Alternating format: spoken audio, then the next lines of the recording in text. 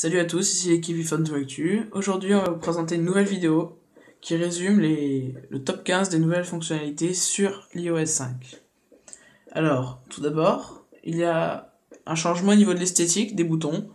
Les boutons sont ronds, ils ne sont plus carrés comme dans les iOS les plus anciens. Ensuite, il y a l'apparition d'une nouvelle icône, qui est kiosque, qui permet de commander et de lire ces magazines que l'on a préalablement testés sur le store. Ensuite, dans Game Center, il y a une nouveauté.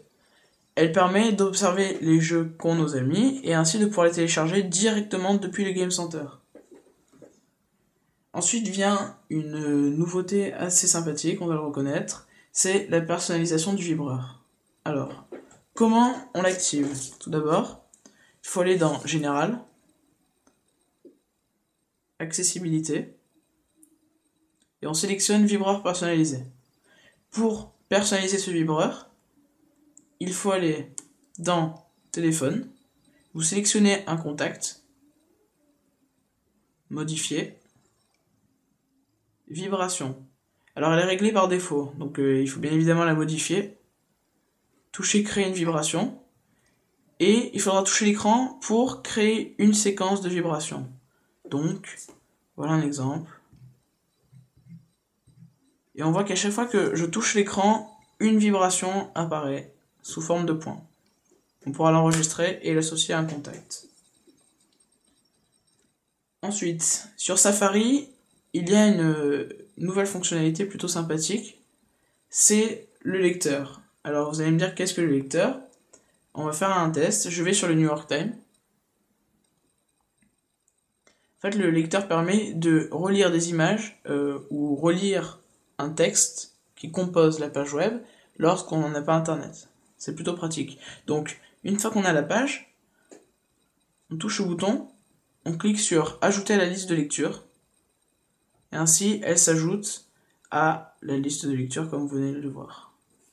On sélectionne Signer, liste de lecture, et là, comme vous pouvez le voir, The New York Times qui est enregistré directement dans la mémoire de Safari. Ensuite, il y a la météo heure par heure. C'est génial. Moi j'ai beaucoup aimé. Alors tout simplement, comment on active cette fonctionnalité? En touchant le jour que l'on souhaite avoir. Et on observe heure par heure la température et la météo. Il y a une autre application qui fait son apparition, qui est Rappel, et qui permet, c'est un gestionnaire de tâches, comme son nom l'indique, et c'est plutôt pas mal. Alors, autre chose, il y a Twitter qui est maintenant directement intégré dans l'iOS, comme on peut le voir ici. Là. Vous rentrez votre nom d'utilisateur et votre mot de passe, et vous pourrez ainsi suivre vos amis et vos stars. Alors, il y a une grande nouveauté aussi, c'est lorsqu'une personne vous envoie un message et que vous le recevez. Donc là, je vais m'envoyer un message. Elle apparaît sur le lock screen directement. Et on peut ouvrir ce message tout simplement en glissant, comme vous venez de le voir, l'icône de l'application. Ainsi, le message s'ouvre. Voilà. Une autre nouveauté, c'est la synchronisation sans fil avec iCloud dont on parlera plus tard, ainsi que le premier allumage de l'iPhone sans ordinateur, ce qui est beaucoup moins contraignant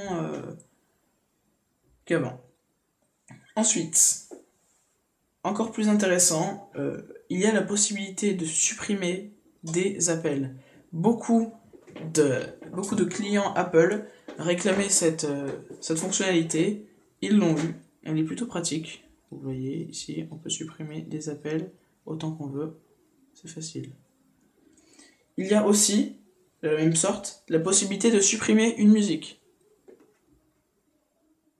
c'est le même système. Il faut glisser votre doigt vers la droite. Et là, vous touchez supprimer.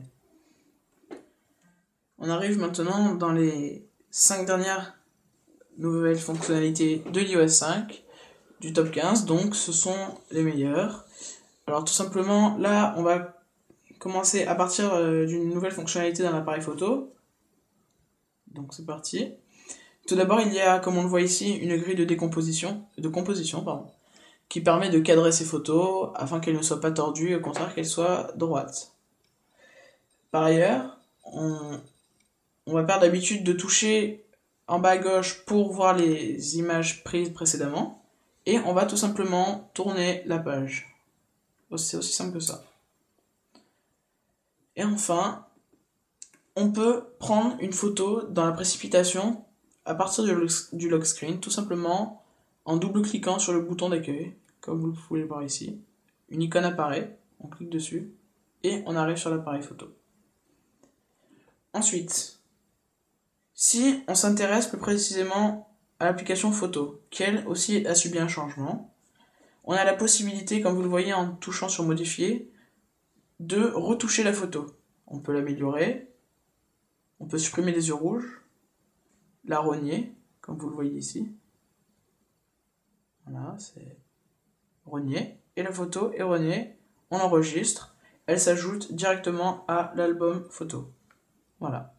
Donc, une autre grande nouveauté, et je dois dire que c'est vraiment très utile, et beaucoup plus pratique qu'avant, on a la possibilité de créer un album photo directement depuis l'application photo, tout simplement en touchant modifier, ajouter, et on n'a plus qu'à entrer le nom de l'album photo. C'est aussi simple que ça. On arrive maintenant dans le top 3 avec e-message. Une nouvelle fonctionnalité telle que BBM pour BlackBerry adaptée à l'iPhone. Donc déjà c'est beaucoup plus fluide, beaucoup plus rapide, ça passe par internet et non pas par le réseau comme vous le voyez ici. J'ai le mode avion et j'ai la possibilité de m'envoyer tout en même temps un message. Comme vous pouvez le voir ici. Vous avez vu les 3 petits points, c'est-à-dire que la personne qui nous envoie un message est en train de composer ce message. Maintenant, à mon tour, je vais envoyer un message à la personne. Lorsque là, il y a marqué distribuer et ensuite lu. Donc, c'est un indicateur plutôt pratique. On a aussi maintenant la possibilité de relire tous les messages en glissant le doigt vers le bas, tel que ceci. Et on peut naviguer comme on veut.